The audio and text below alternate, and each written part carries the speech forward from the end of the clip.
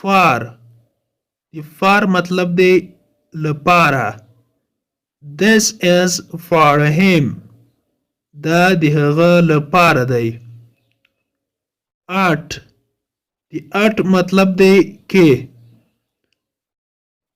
I am at home. زه په کور کې یم. د at مطلب دی کې. He د he معنی ده هغه. He is my driver. He is my driver. هغه زما ډریور دی. And the end مطلب دی او. Me and you. زه او ته. As the as مطلب دی څنګه. As you like. څنګه چې د تا خوښه وي. As you like. څنګه چې د تا خوښه وي. Are the are مطلب دی دی. They are students. دوی شاګردان دي. On the on مطلب دی باندې. My key is on the table. زما کلی دی ټیبل باندې دی. په میز باندې دی. Up up مطلب دی ده. Floor up the house. د کور چت. To د to مطلب دی ته تا ته. I go to کابل. زه کابل ته ځم. I د I مطلب دی زه. I am a worker. زه کارګر یم. Is د is مطلب دی ده. She is a doctor. دی یو ډاکټره ده.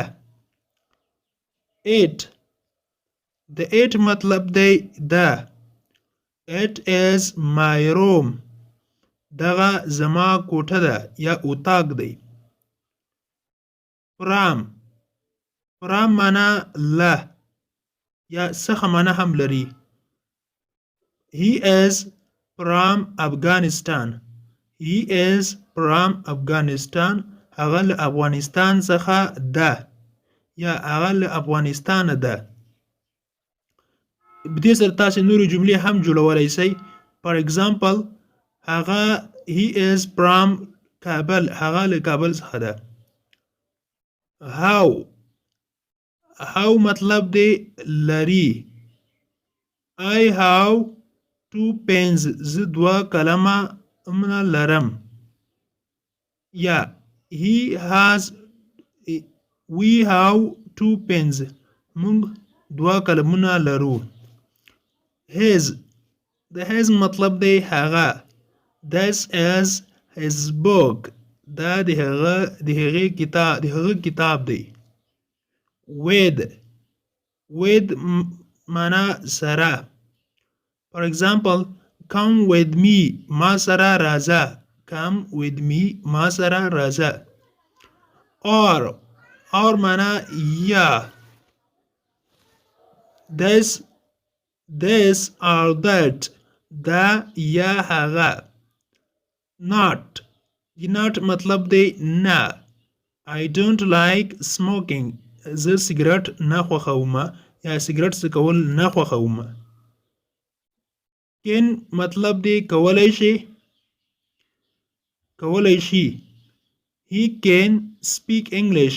هغه په انګلیسي غږیدای شي یا خبرې کولای شي. د نن ورځې کلاس تر دې ځای پورې هیله ده چې یو څه مو ترې زده کړي وي. که غواړئ چې انګلیسي ژبه په ډېره کمه موده کې زده کړئ نو د نورو کلاسونو لپاره لطفا زموږ یوټیوب چینل انګلیش پښتو لرنینګ سبسکرایب کړئ. د څنګ د بیل آیکن وهئ او بیا په آل کلیک وکړئ تر څو زموږ هر نوی کلاس چې موږ اپلوډ کوو تاسو ته په خپل ټایم در ورسیږي.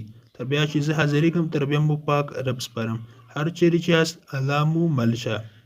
Thank you so much for watching.